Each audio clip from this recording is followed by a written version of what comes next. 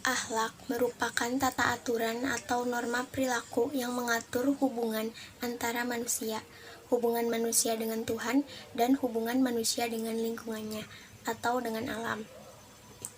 Akhlak laksana cat yang akan menghiasi dinding sebuah bangunan, yang mana bangunannya adalah Islam dan iman sebagai pondasinya. Jadi, akan sempurna agamanya jika tiga hal ini ada semuanya. Sebaliknya, Islam iman ada, tapi tidak ada akhlak, maka keimanan seseorang tidak akan sempurna. Oleh karena itu, pada bab ini akan dibahas mengenai akhlak. Secara etimologis, akhlak berarti sifat, kebiasaan, adab, dan budi pekerti yang melekat pada diri seseorang. Kata akhlak sendiri berasal dari kata akhlakun atau jamaknya khulukun. Menurut Imam Al-Ghazali, akhlak adalah sifat yang tertanam dalam jiwa yang menimbulkan perbuatan-perbuatan dengan gampang dan mudah, tanpa memerlukan pemikiran dan pertimbangan. Jadi, akhlak itu sudah tertanam dalam jiwa dan sudah menjadi kebiasaan atau berulang-ulang dilakukan, sehingga akan menimbulkan perbuatan-perbuatan tanpa memerlukan pemikiran dan pertimbangan. Menurut pendapat Ibnu Arabi, baik buruknya akhlak manusia tergantung pada kondisi hatinya. Adapun yang mempengaruhi kondisi hati bisa disebabkan dari faktor dirinya sendiri, sebab dalam diri manusia terdapat 3 nafsu, yaitu yang pertama, nafsu al-syahwaniyah.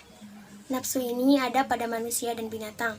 Nafsu ini cenderung mengarah kepada terpenuhinya kenikmatan, kesenangan, seperti makanan, minuman, dan syahwat jasmaniyah. Yang kedua, nafsu al-ghadabiyah. Nafsu ini cenderung pada sifat marah, merusak, ambisi, menguasai, mengalahkan orang lain. Nafsu ini lebih kuat dan lebih berbahaya dari nafsu syahwaniyah. Yang ketiga, ada nafsu al-natikoh. Nafsu ini yang membedakan manusia dengan binatang.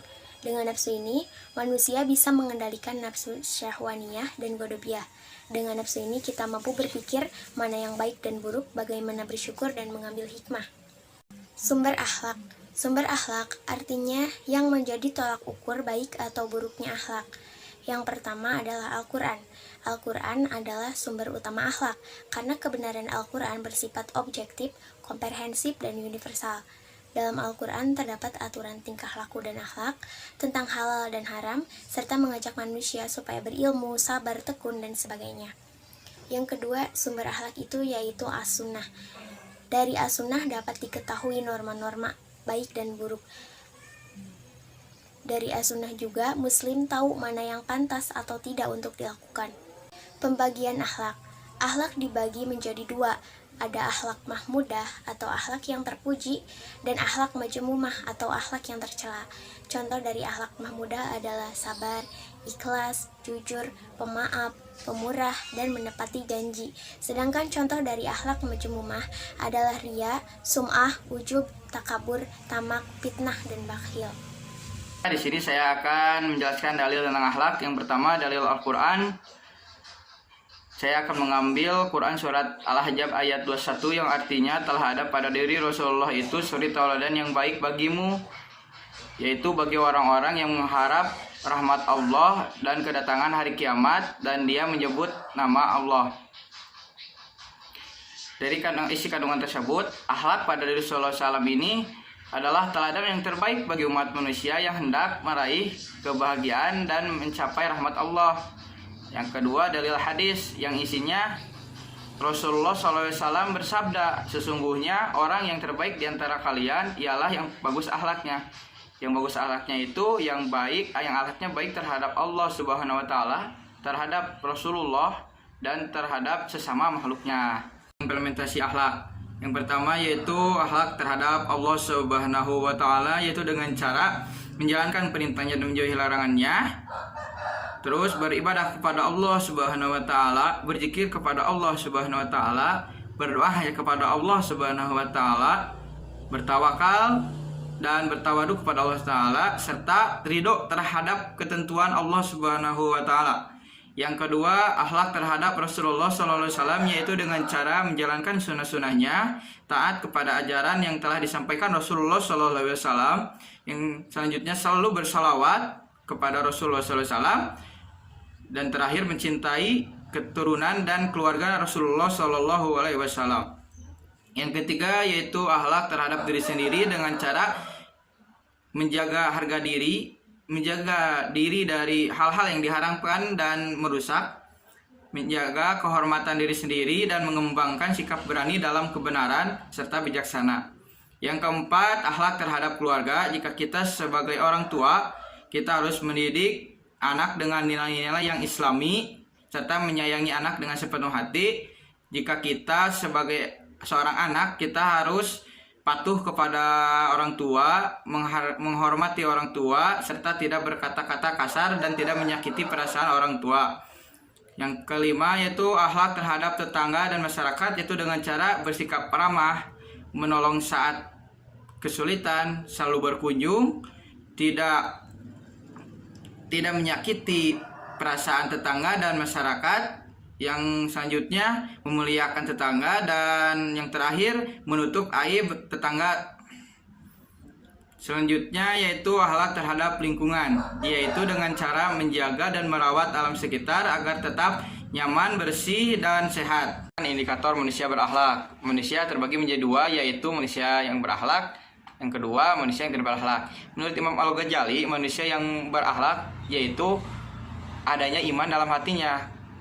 Kenapa adanya iman dalam hatinya bisa membuat manusia itu berakhlak? Karena jika ada iman dalam hati seseorang, maka akan takut berbuat kejelekan, takut berbuat dosa. Hanya akan kalau iman dalam hatinya itu akan membuat orang tersebut semakin taat terhadap perintah Allah Subhanahu wa taala. Sedangkan manusia yang tidak berakhlak adalah adanya nifak dalam hatinya. Maksudnya nifak dalam hatinya yaitu perbuatan menyembunyikan kekafiran dalam hatinya dan menampakkan keimanan dengan ucapan dan tindakan. Ini sama saja seperti orang-orang munafik. Orang munafik yaitu akan terjerumus ke dalam keburukan dan siksaan atau azab Allah Subhanahu wa taala. Tanda-tanda manusia yang berakhlak menurut Imam Al-Ghazali. Yang pertama, khusyuk ketika sholat. Yang kedua, berpaling dari hal-hal yang tidak baik, tidak berguna, dan tidak ada faedahnya. Yang ketiga, mengabdi hanya kepada Allah Subhanahu wa taala. Yang keempat, selalu memuji dan mengagungkan Allah Subhanahu wa taala. Yang kelima, bergetar hatinya jika disebutkan nama Allah Subhanahu wa taala. Yang keenam, berjalan di bumi dengan tawadhu dan tidak sombong. Yang ketujuh, bersifat arif, bijaksana dalam menghadapi orang awam. Yang kedelapan, menghormati tamu. Yang kesembilan, menghargai dan menghormati tetangga. Yang kesepuluh, tidak menyakiti orang lain baik dengan perkataan maupun dengan perbuatan. Yang kesebelas, tidak banyak bicara dan bersikap tenang dalam menghadapi segala persoalan. Dari yang sudah saya sebutkan, tanda-tanda manusia yang berakhlak dari Imam Ghazali, dapat saya simpulkan bahwasanya tanda-tanda tersebut akan ada pada diri seseorang jika ada iman dalam hatinya. Sebagaimana pengertian dari manusia berakhlak adalah yaitu manusia yang ada iman dalam hatinya. Upaya merubah kebiasaan buruk menjadi kebiasaan baik menurut Ahmad Amin. Yang pertama, menyadari akan perbuatan buruk dan bertekad untuk meninggalkannya. Nah, setelah kita sadar bahwa kita berbuat buruk, maka bertobat dan bertekadlah untuk meninggalkannya. Yang kedua, mencari waktu yang tepat dan baik untuk mengubah kebiasaan yang buruk. Nah, waktu yang tepat di sini adalah ketika kita sadar dan ketika kita ingin merubahnya. Yang ketiga, menghindari diri dari segala yang dapat menyebabkan kebiasaan buruk itu berulang. Jadi hindarilah yang mengantarkan kebiasaan buruk itu berulang. Yang keempat, berusaha untuk tetap istiqomah dalam kebaikan. Ketika kita sudah merubah kebiasaan buruk menjadi kebiasaan baik, maka istiqomahlah. Yang kelima, menghindari diri dari kebiasaan yang buruk dan meninggalkannya dengan sekaligus. Maksudnya ini yaitu ketika kita sudah beristiqomah dalam kebaikan, namanya juga manusia pasti ada hilapnya, maka daripada itu ketika kita sudah sadar bahwa itu perbuatan jelek, maka rubahlah, maka tinggalkanlah dengan sekaligus untuk mengatasi hal tersebut. Yang keenam, memilihlah teman yang soleh dan soleha, karena memiliki teman yang soleh dan soleha akan mengingatkan kita dalam hal kebaikan. Yang ketujuh, menyibukkan diri dengan pekerjaan yang bermanfaat seperti beribadah, kerja, dan belajar. Karena datangnya itu sifat kebiasaan buruk itu ketika ada waktu luang dan kesempatan, makalah menyibukkan diri dengan pekerjaan yang bermanfaat. Sekian dari kami, mohon maaf bila ada kesalahan. Wassalamualaikum warahmatullahi wabarakatuh.